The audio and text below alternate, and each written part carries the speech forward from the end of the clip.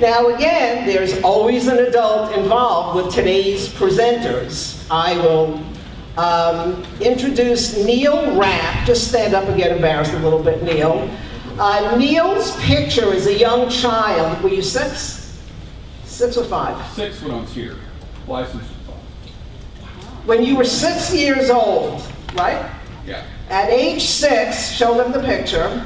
This was the youngest ham of the year at age 6. And I had his picture when I was teaching Introduction to Ham Radio. For 30 years, his picture was hanging up as an incentive in the classroom. Well, he is now passing on the tradition, and he did not bring anybody not noteworthy for you.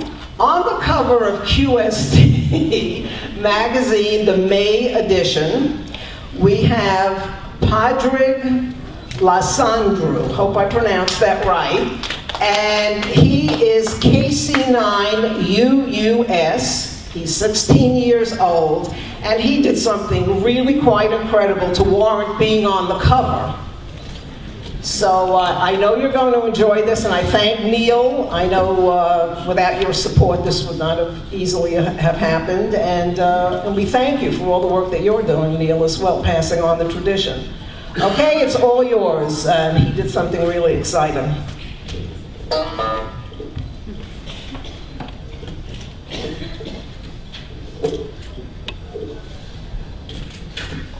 There we go. Okay.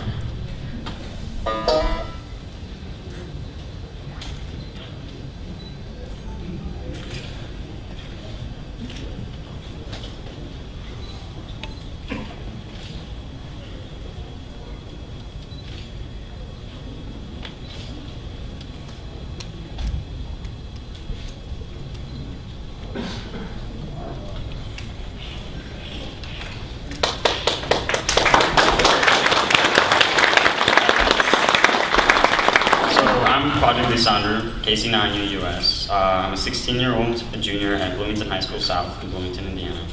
I'm president of the Bloomington High School South Amateur Radio Club, and I'm an extra class.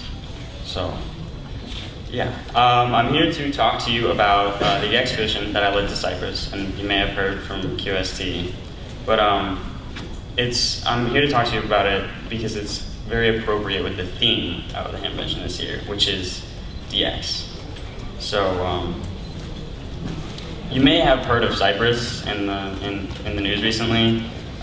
It's had some economic troubles, but it's a beautiful country, anyways. This is Padraig Lysandrou, the so-called birthplace of Aphrodite. There are spots like this all around Cyprus, which have kind of fables to them. But, so here's Cyprus. Cyprus is 60 miles off of the coast of the Middle East, Syria. It's just under Europe and above Africa. There's Egypt. So the importance of Cyprus is that it's extremely diverse. And I mean, if you love DX contacts, then you're sure gonna get them here. You can get Middle East, Europe, Africa, anything you want, and it's 100% DX. So it's a pretty good deal if you ask me. So half of Cyprus is actually occupied by Turkey, and the other half is Cypriot. So for most of the time, I stayed on the Cypriot side. I mean, the Turks still have the SEPT agreement, but it's safer to stay on the Cypriot side. So the first thing to do was to check legal agreements. So there's this agreement called the SEPT agreement, and it's between the United States and on this list of countries. So basically what you can do is you can go to these countries and you can transmit as long as you have a extra class license, you have asked or talked to the people in charge of the SEPT agreement for the country, and you have to pass them by what you're bringing and stuff. So what I did is I talked to them, I got everything checked, and I brought all my paperwork, my license and everything, and here is the gear. Actually, yeah, all right. So I brought a Yaesu FT897, a buddy pole, a buddy pole antenna, step-down transformer, because they have 240 over there. Well, I run on 120. Coax, a power supply, all the paperwork, and then some lead-acid batteries, which I got at Dayton last year. So here are the spots that I transmitted. I tried to transmit in as many spots as possible, just to see, you know, if propagation changed or anything really. And it's nice to send people, oh, I contacted you on Fig Tree Island. I had a special QSL card that I sent out. But my first visit was to the English School Ham Shack, and the English School is a big, famous high school in Cyprus that a lot of people go to. But they have a huge, just this huge antenna, and they have an amazing shack. This is their crest, and it's 5 Bravo 4 Echo Sierra, and they've won tons of awards, and they've been a club for a number of years. But I was fortunate enough to meet the president of the club, Nikolai Yakumi, who showed me the club, showed me the gear. As you see, it's very well stocked. It's a beautiful shack. They have lots of great equipment. So it was really cool to meet them and visit the shack. And so there's a QSL card. But Nikolai Yakumi's family actually welcomed us to their beach house in Protaras. And so it actually came with a pool, and it was next to the beach, so that was nice. But I didn't really take or use that. I was just transmitting. Which many may not understand, but I'm sure you guys do. So here I am setting up the buddy pole. 20 meters is my favorite thing, lots of action. If you find a free or a clear frequency, in Cyprus you'll basically start a pileup. It's instant, and it's a beautiful thing. So here I am transmitting on the roof. In the daylight, I'd transmit. This is the Geyser FT897. But I would transmit up here, and then at night I would go in, and there's like a little bed right next to the door, which is very convenient. So I would just sit on the bed and transmit until 2 a.m. And we would annoy a lot of people, but that's okay. I don't mind. They might, but I don't. I made a lot of contacts here. You see my logbook. I don't think you can see anything written. But I tried to make as many contacts here as possible, because this is one of the only spots I could run 100 watts. But it was very, very fun. And then the Yakumi family actually told us about Fig Tree Island, which is a little island near Protaras. And here's a goofy little picture of me clutching the bag for dear life. And yeah, that's not a good thing if you have a radio fall in the water. So I rented a little paddle boat for like 10 euros an hour or something like that, and paddled out to the island and set up. So here's the buddy pole, and I set up, and there's some pretty bad wind, and so the whole thing actually came down, and one of the elements snapped. But good thing, buddy pole has you stocked with extra parts. So I quickly replaced it, put it back up, and started transmitting.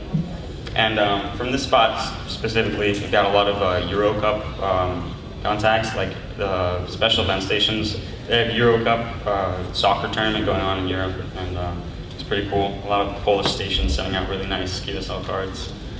So I contacted a bunch of those stations here, and then a guy actually swam out to the island and started talking to my dad, and he's speaking in Greek to my dad, and he asked us, so I must have been the one to give you the license to transmit here. It was the guy in charge of the Cypriot FCC. So that was really cool, and we said, oh no, we're from the United States, we're just here having fun transmitting, and he was okay with it. And then they started talking about which restaurants were the best to eat at, which is so it was really casual. He didn't ask to look at any of the documents or anything. Guy was really cool. Yeah, made friends with my dad. So yeah, that was really interesting contact. But the next location that I went to was the Troodos Mountains, which is really high up. It's it's not close to Protoras at all, I don't think. It's pretty mainland. But it's next to a bunch of, where I transmitted was next to a bunch of communications systems from like the 70s. So I just hope I didn't mess up anything. But here I am setting up the buddy pool again. And here I am with the FT897. And the reason it says bugs is because there were thousands and thousands of these fairly large sized bugs flying around, getting your shirt, and they were very, very aggravating. But I tried to transmit anyway. I don't believe I got very many contacts here, but whoever I did contact is lucky, because that was annoying. But it seemed to be pretty good for receiving that. Everything sounded pretty good up there, but that was fun. It didn't help that we brought watermelon. The bugs were going crazy. But yeah, I certainly had fun there, even though it was a little weird. So then the next location was St. George Island. This is really beautiful. I didn't get a chance to go on the island, but I went next to the island, as you see. And there's the buddy pole again, another picture. I really, really do like this antenna. Comes in a really small bag and it has little mounts, and it's pretty easy to take apart. If you do it constantly like I did in Cyprus, so be a pro. You can do it in like 6 minutes or something like that. But it's a really nice antenna. So I set up in the back of a truck, QRP, with a couple lead acid batteries. And so, yeah, transmitted out of here, pretty nice breeze, it was comfortable. Stayed here for a couple hours, just made a bunch of contacts. And the thing is, the contacts are just so, they vary so much. One minute you could get someone from Kuwait, and the next from Germany, and then Malta, and then Bosnia, and then Russia. It's really an experience that you won't have in the United States. So that's why this was really great. Seriously great experience. And if you abide by the SEPT agreement, any of you guys could take your transmitter to these different countries and experience something different. In the United States, you're surrounded by states. You just get state contacts. And you can go for your worked all states. That's fun, but I think DX is something totally different, and it's really, really cool. So the next location was the Akamas Mountain regions, which was very close to St. George Island that I just showed you. And so this is the second mountain region, and as you see, very beautiful. It's very hot and dry in Cyprus, but there's no lack of beauty, I can assure you. So it was very, very cool, and I got to transmit here twice. So here I am setting up, and here I am with the antenna towering over me. But it wasn't windy, and it was just slightly breezy. It was cool. It wasn't too hot, and I came back here again to transmit, and lots of special event stations. But overall, this was one of my favorite spots. Made, I don't even know, maybe 30, 40 contacts just here. But I wasn't in a hurry to get as many contacts. It was it's kind of a vacation. I have to stop. But DX. I love DX, so I might as well take a couple minutes to talk to somebody from Germany or England or Netherlands. So that's exactly what I did. I would take time to talk to people, and so I didn't get a million contacts, but I'm okay with that. I got a lot of different people and very interesting people. So here are some of the contacts. Of course, my mom transmitted as well. She's out there, KC9URR. She frequently took over the radio after I transmitted. As you see, she beat me, whatever. Here are some of the countries that we contacted. It's Poland, Malta. This stuff is crazy. You never get all of these contacts in the United States in a matter of 5 days. I transmitted for 5 days. So. I just think it's awesome, and it's something that you guys can do if you go to a different country and you look at the political agreements when it comes to radio. So here's just some of the QSLs. So here you can see there's Greek QSLs, Italian QSLs, Kuwait, and then here's some more in detail. But Yeah, it's really, really interesting to get stuff back from people like this. But that concludes my presentation. If you'd like to know more about the DXpedition to Cyprus, please check out the QST. I'm on page 65 and the cover. So check that out. I'm very happy with being in that magazine. It's a wonderful magazine. I bought issues from the 40s out at the flea market. But I'd like to thank Carole Perry, who gave me the opportunity to speak here today. It's very, very nice of her. I'd like to thank Neil Rapp, who's also my chemistry teacher. He's helped out with so much, and I probably wouldn't be able to get to extra class without him. I'm not sure if you know, but I jumped to extra class in 3 months from a technician. And so I just studied, took the test and studied, and kept going. HF is my favorite, so it's worth it. But Neil Rapp helped me a lot. My parents, of course, very, very supportive, and I couldn't have gone to Cyprus and transmitted without them. And then, of course, the sponsors. So that concludes my presentation. Of course, check out the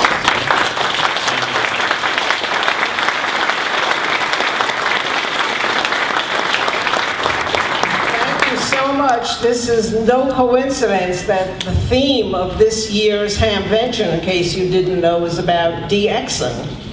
So what could be more appropriate than this? I don't know about you, but I don't know any other 16-year-olds who lead a DXpedition to Greece. I think that's just phenomenal. Where is his family seated? Stand up, please.